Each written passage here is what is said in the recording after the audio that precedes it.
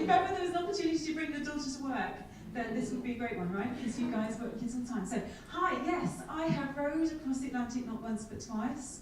Were you expecting a Russian shot putter? And the first time I did it, I'd never rowed before in my life. And the only time I'd been on a boat was a cross-channel ferry from Dover to Calais. And I'd got very, very seasick and vomited there and back again. And I come originally from Tamworth, and my parents live in Northampton, so really I'm a bit of a Northampton girl, which is about as far away from the sea as you can possibly get. So are you wondering why a young woman like myself, yes, from Northampton would decide to row across the Atlantic Ocean? Yes? I had a boyfriend. He is no longer a boyfriend, he's now an ex-boyfriend, and for good reason. His name, shall we meet him? Shall we meet him? There he is. Okay. He's a man who needs to go to Specsavers. Or maybe I did. One of the two. I know, isn't that mean? How to turn the audience against me. Anyway, his name's Tomo, and he and I had quite a tempestuous relationship, really. And one night in bed we had an argument. I had just done the London Marathon and I wanted to do the next big thing, which I thought was Land's End to John O'Groats on the bike, 2 weeks with Tomo, yay! And I proposed this to him and he said, no, we can't do it. And I said, why not? He said, well, I'm going with my best friend and girls are not allowed. Ladies, I threw a strop. And he said, well, why don't we row across the Atlantic instead? Is that the thing you'd be thinking? It wasn't what I was imagining, having never rowed before in my life. But I spent that night in bed, imagining myself in a tiny little wooden rowing boat, out in the middle of the Atlantic Ocean, getting very fit, making it thin, and then getting tanned, and then drowning horribly in the waves, right? But I was determined not to let Tomo win the argument. And the next day, I went onto the internet to find out if people do actually row oceans, and to my horror, I discovered if there's something bloody stupid to do, us Brits, right, we're the first to do it. And there's nobody old enough in this room to remember in 1966 a chap called Shane Blythe. Does anybody remember? Yeah, right, yeah, Shane Blythe. He rowed across the Atlantic with his then friend John Ridgway, okay, so the first to do it. They haven't spoken to each other since, right? They are no longer friends, right? So he decided to set up an ocean rowing race that went from Tenerife to Barbados. And it was in 1997, and a whole load of Brits went down to Tenerife in these little wooden rowing boats, and they come flat pack. Okay, so you glue them together yourselves, a bit like your MFI kitchen cabinet, right? And they all made it across. Some not as friends, but it was really successful. And when I went onto the internet, there was going to be another race in 1.5 years' time. But first, I kind of thought I needed to be a man, because only men row oceans. Second, I thought I needed to be a rower, because only kind of rowers rowed oceans. And I obviously didn't pass any of those tests. And I thought, you know what they're going to do? They're going to set me on a treadmill with a peg on my nose, a hose in my mouth, and put me through lots of medical examinations. But when I called them up, they said, as long as you pay the money, you're in the race. And that was it. I was like, oh my God, it was £150 to register. So I wrote the cheque, I sent it off, and phoned up Tomo and said, oh, you know that ocean rowing thing?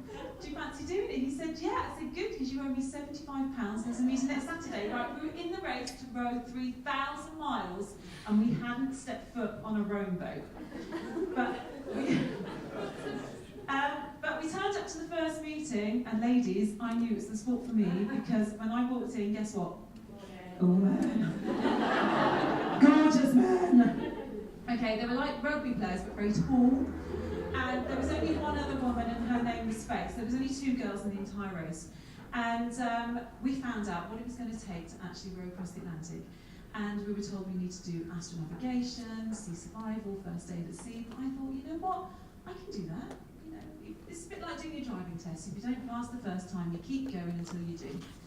And then I met this amazing woman, and her name was Jan Meek, and she rowed in the very first race. And she did it with her son, Dan. Dan. Right? She was 53 when she rowed across the Atlantic, and her son was 23. And she said it was just so extraordinary. She said we had gin and tonics at sunset. I went, right, I'm going. And it took them 101 days. And it was quite cringeworthy because she said, oh, it gave me an opportunity to get to know my little boy. He was 23 and 6'3". But I thought, if she can do it, then so can we. So we came back from that meeting incredibly excited, and we thought, well, if we're going to do something as extraordinary as this, we should do it for charity. And Tomo has epilepsy, and in his hometown of Halifax, there was a small charity called the Fund for Epilepsy. So we rang them up and said, hey, we're going to row the Atlantic, we'd love to row for you. And they said, yay, brilliant. And then I told them how much we were going to raise. I didn't say we were going to raise £10,000 or even 20 grand. I said we were going to raise £1 million.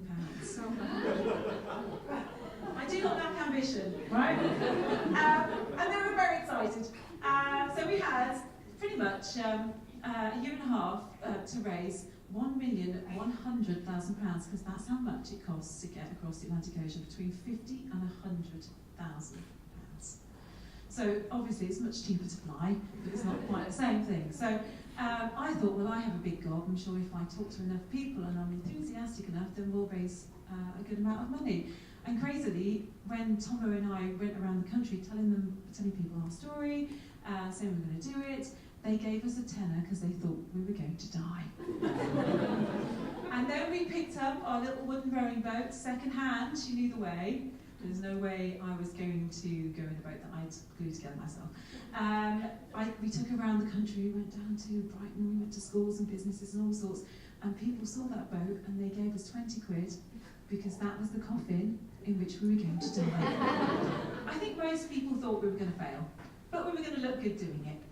But we did our astronavigation and we did our sea survival and our first aid at sea. And the first aid at sea was really funny because the paramedic said, remember, you just have to phone the ambulance and they'll come in 3 minutes. I was thinking, no, it's not. I don't think you understand, we're going to be in the middle of the Atlantic. But we did all the courses that we needed to do, and we raised all the money we needed to get to the start of the race. And it was from a place called La Gomera. Has anybody heard of that? It's right next to Tenerife. It's a small island, and that's where all ocean rowing races now start. So we were going from there to Barbados, and we had 2 weeks of preparations. So if you can imagine, she's put me off. She's put me off. She's only 3 months old. It's Flossie, by the way, at the back. And if you can imagine, it's a bit like camping, but at sea. So instead of hills and cows, it's waves and whales. So you take everything with you. Once you get on board, there's no getting off. So we had 2 weeks of prep, and the day we left was like the worst day of my life because my dad, who's standing at the back, was crying. And the only time you want to see your dad cry is on your wedding day. And my mum was hugging me like we were going to die. I mean, it was just carnage. And then we got into the boat, we rowed out to the start, and I have to say, the only time we really practiced in our boat was half a day in Chichester Harbour. And it was choppy. And the reason was, other ocean rowers had said to us, look, if you go off the coast of the UK, it's really dangerous and you'll probably die. So don't do it. And I know how dangerous it is because a couple of years ago, I tried to row around Great Britain with a girl called Charlene from Cardiff.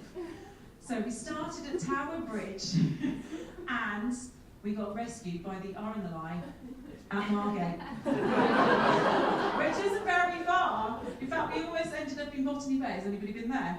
At 1 o'clock in the morning. So it is pretty dangerous going off the coast of the UK. And they say if you get into the boat, as long as you last the first 2 weeks, you'll make it all the way across. So that was the plan.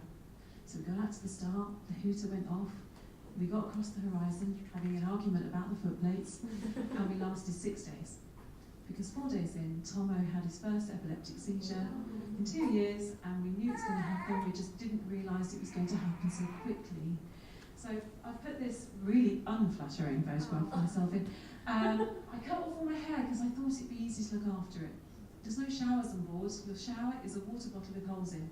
That's it.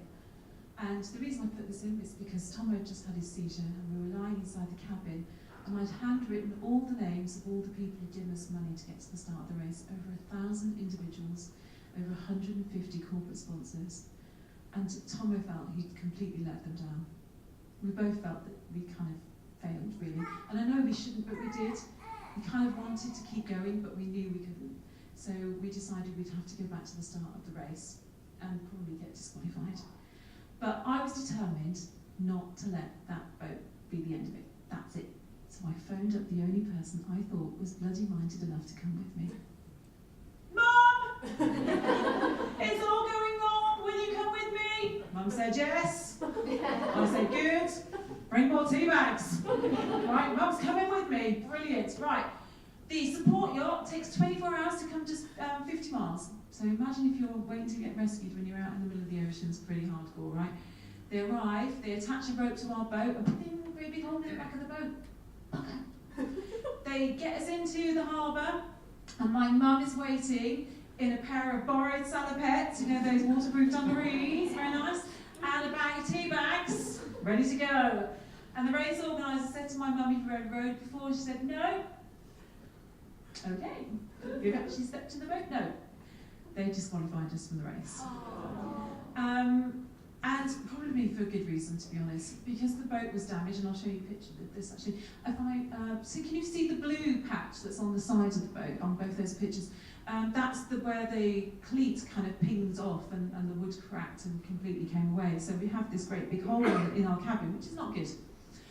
So we had to leave the boat behind in La Gomera with the boat builder to fix it, and we came back to England with our tails between our legs. I'm going to show you a proper picture of the boat in a minute. So and I'll take you on a tour around it. But as you can see, Tom is looking very despondent, and we return to the UK with our tails between our legs. Tom goes back to Halifax for some tea and lemon drizzle cake, and I move back in with my parents. Boomerang baby. And we get a phone call. There's going to be a race in 2 months' time. Do you want to be part of it as the only women's team? And of course, my mum and I said, yeah, let's do it. There she is. Sarah. She's a gardener from Northampton. She's 5'3", right? So she's not, you know, ocean rower, but she's determined. She's bloody minded, just like me. So I took her down to the local river, and she got into a little yellow bucket of a boat, and she hit all the banks and all the swans and learned to row. She was pretty great. She did astronavigation, and she passed, and I felt like the proud parent. And we pitched up at the next race as the only women. And this is our boat. And this was 3 days before we left, and my mum's first time rowing the boat. Quick tour, so down that end, at the stern is where your cabin is. It's about the size of a two-man tent. You kind of slide into it, you can't sit up properly, and you bash your head against the ceiling. Then it's all open to the elements, and at the front is where you put all your kind of toolkits, your fenders, that sort of thing. And down the middle is where you store all your food, so it's all kind of army ration type stuff, and lots of chocolate. You can take as much as you like. And there's solar panels that run all your electric equipment, like your GPS, your astronavigation stuff, and your water maker, so you make your water while you're out there. And again, the day we left was like the worst day of my life. Because before, I was taking a man who was going to look after me, and now I was taking my mother. And my dad was told not to cry, so he wore sunglasses very well. And my mum and I rode out to the start, and I was a right old mess. And she said, "You know what, in the last race, Faye, she looks so good, let's get across the horizon like she did and have a cup of tea." That was the plan. And then, I don't know what it is about parents, but they always manage to really embarrass you, because she said, in the last race, the Kiwis did the haka. So if the Kiwis can do the haka, then the Kettles can do the yoga. We are standing on our boat with thousands of people watching, doing synchronized yoga. Mother! The hooter goes off, we zoom across the horizon, we have our cup of tea, and then we're seasick for an entire month. We lost 2.5 stone. It's the best diet I have ever been on. And I have to tell you, our vomit encouraged the wildlife around our boat. So if you can imagine, sits going over the side, tiny little stripy fish come over and go, "Ooh, that's nice." And go off and see somebody else go, "Oh, come over here." We had stripy fish, we had spotty fish, brown fish, happy flappy fish, we had dorado, dolphins, whales. And it's just incredible. Who gets to see that? We do, because also we're going so bloody slowly. We are travelling at 2.5 knots. I shall demonstrate that for you.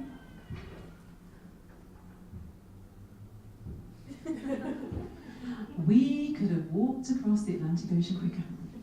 So, here we are, sitting there, vomiting over the side, and if you want to go across quickly, you have got to row 24 hours a day.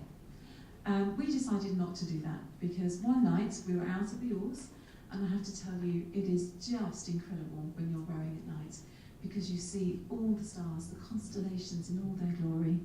You see the moon in every phase, from a tiny little slither to a huge, great big disc, and it's like you're rowing on a dark day, to no moon at all, and it's like you're rowing through space.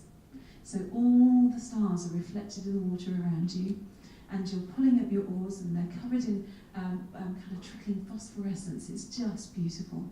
But 4 o'clock in the morning, you do not care. Okay? When you are rowing towards your bedroom door, and back again, non-stop, for 4 hours, you want your bed. And that's what we did. We went to bed. And to our horror, we actually found that most of the time, we drifted further during the night than we rowed during the day. It was so demoralising. And if you want to know what we ate while we were in our seasick mode, we ate lots of rice. We had rice cakes and Rice Krispies. Have you tried eating Rice Krispies on a windy day? Everywhere they were, everywhere. And during the night, sometimes we heard fish. So flying fish would land on our decks, and they died in their hundreds. One morning we woke up to 90 dead flying fish. From tiny little sprats, weeny ones, to a big one that got caught in my mum's knickers. So, you know, we saw all wildlife out there. This is quite incredible. Now, this is me at the oars. I have clothes on because I don't know if you've heard about ocean rows, but most of the time we do it naked. And for good reason. It is so hot. Because you're down in the tropics, it's kind of 40 degrees in the shade. In the inside the cabin, it's like a sweatbox. And out on deck, well, if nobody's watching, why not? It's only your mum. So I did. I came home with 2 white bum cheeks. The rest of me was tanned from top to toe. But my mum, being a ginger-haired lady, she decided to cover herself up constantly from the sun. But I'll give you a quick tour. We've got the pants flying to tell me which way the wind was blowing. We've got ropes and our parachute anchor that helps stabilise us in the water. We had a 3-day storm, and we spent most of it inside the cabin. And the only thing that is worse than rowing is not rowing, because if you're not rowing, you're not going anywhere. And at the end of our 3 days, we couldn't wait to get back on the oars again, even though our hands were blistered and our bum was covered in boils. Ladies and gents, it's not glamorous. Does anybody know what type of bird this is? Anybody? It's a noddy bird, a little brown noddy bird, and he visited us in the night. So imagine we're inside our little cabin and we hear this sound. Boop, boop, boop, boop, boop, boop. Shh. Boop, boop, boop, boop, boop, boop, boop, boop. Shh. Mum goes, go and have a look. I pop my head up and there he is. And he's walking along the solar panels and the boat tips and he slips back down again. And he goes back up and down again. Eventually, like you see, he sat on the oar. Then he sat on my leg. And eventually he sat on my head. He became ship's bird. And as we got closer to Barbados, there were more noddies, and we forgot to say goodbye when he flew away one day. And at one point, we were going in the wrong direction. We were heading towards Florida. We were supposed to be going to Barbados, and I was whinging. I was whinging a lot. I was saying things like, God, I hope it gets better. I hope the weather changes, I hope the wind changes. And my mum said, stop. And she hit me around the face, literally, with a wet flying fish. And she said, stop hoping all the time. In this situation, it does not help. And we had this phrase, which sounds so demoralising. No hope on the boat. We had no hope on the boat. Because what we felt like was, when you say I hope, it means that you're waiting for somebody or something else to intervene. And there's nothing we can do. Nobody's going to intervene. We are on the boat. All we can do is what we can do. So if the weather's bad, we wait it out. We clean the boat, we clean ourselves. And when the weather's good, we get back on the oars and we keep rowing. And guess what? The weather changed and we zoomed 2.5 knots towards Barbados. And as we got closer to land, the support yacht came out to see us, and it was all chaps. And there's very different ways in which men and women support you. So the men would say stuff like, dig deep, row hard, row together. Right, and my dad, poor long-suffering dad who's out with the baby, would phone me up on the satellite phone and say, dig deep, Sal, row hard, row together. Pain is only temporary. It's weakness leaving the body, and again, is it? And then when the girls used to phone up, they say things like, oh, as long as you have a good time, you know, get lots of sleep, drink lots of tea, and stay friends. So that's what we were going to do. But the people on the yacht were saying, dig deep, row hard, row together, row closer to land.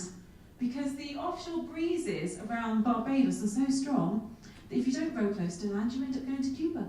And my dad wasn't waiting in Cuba. My dad was waiting in Barbados. So we were rowing closer to land. Not that close, bloody hell. 7 hours of non-stop rowing in the dark along the coast of Barbados. So if you've been to Barbados and gone, yeah, right, you go round the North Point, you go down the side into the Caribbean. And it's very calm, and you can hear the sounds of land. Cicadas, people eating nice dinner. I'd been living on dehydrated chili con carne twice a day for 6 weeks. Oh, a good dinner. And the smells of land, green, people eating nice dinner. The funny thing is, in that moment I realised that our trip was over. We had spent 4 months on that tiny wooden rowing boat, 106 days together. And every day I wished I wasn't there. Every day I wanted to get off. I didn't want us to fail, I wouldn't literally have done it, but every day I thought, God, this is awful. And then you get to the end, and it's gone in a flash. And I promised myself I'd never do that again. I would try and suck everything out of the time that I have. So here we were, rowing into the harbour, and we weren't allowed to get off the boat because the people who stamp your passports don't work at 1 o'clock in the morning.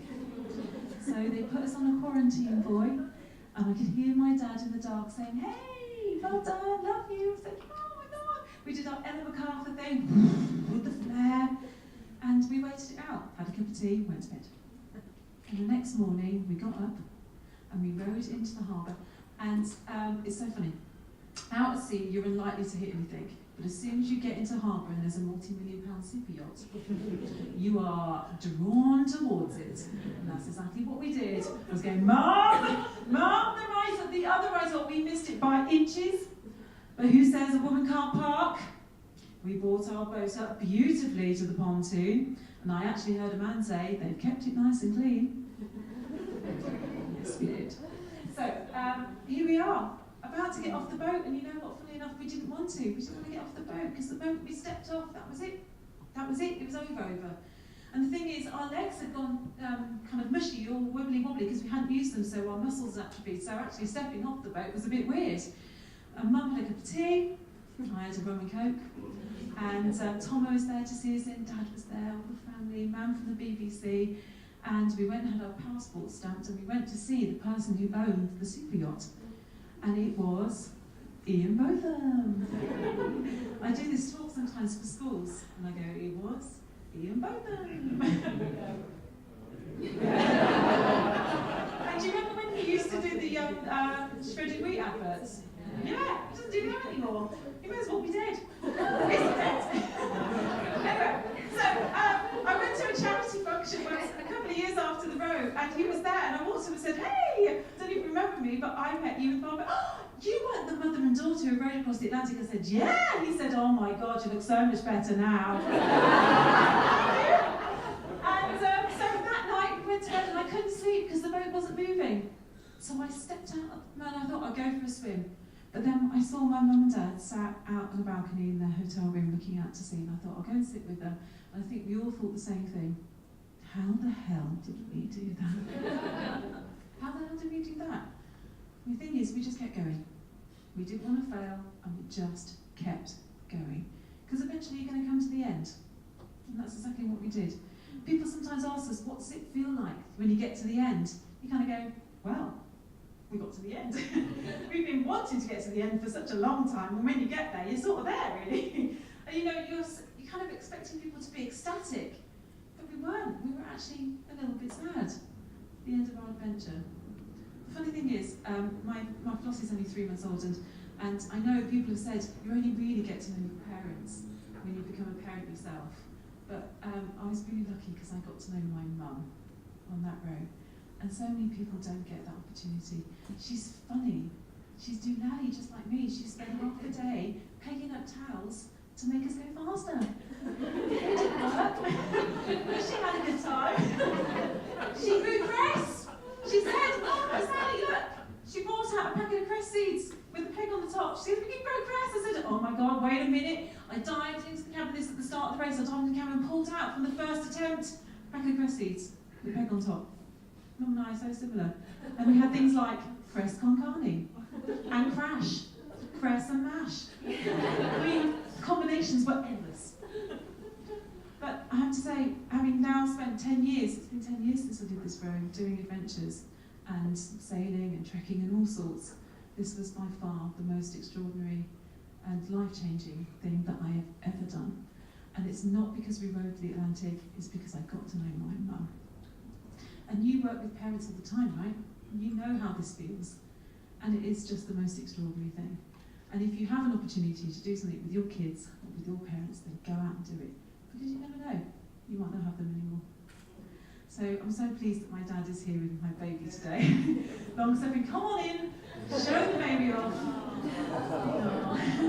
But I hope, yes, come on. Sally? Yes. You've got Flossie, she's 3 months old. Yes. 18 years' time, are you going to do it again? No, we're going to do it next year. No. It would be the best time to do it. She'd be so easy to look after. You know what? I would do whatever she wanted us to do. The thing is, just because I'm an adventurer and I want to do that stuff, it doesn't mean that she does. I'd like to think I've given her an adventurous spirit. And we're going to Tasmania to see my brother next year. So, you know, I'm not afraid to put her on my body and just kind of go out and do some things. So, you never know. You never know. Thank you. Yeah. Any other questions, by the way, if we've got time? Have we got time? Yeah, have we got any questions? Yes. Would you do it with your dad? What does I do with you, Dad? It's too sensible. Let's put it this way, book it and chuck it, it's not one. Yeah. Yeah. In front of your daughter. Yeah. No, you know what? Funny enough, there's never been a mother and a father and daughter. There's never been one, so you never know. My dad's not really that much of a risk taker when it comes to that sort of stuff. Ah, his eyes are twinkling. He's just bought a motorhome. That's risky enough. So, thank you so much for inviting me today. I hope it's been a nice end to your, good conference. So, enjoy the rest of your weekend. Thank you.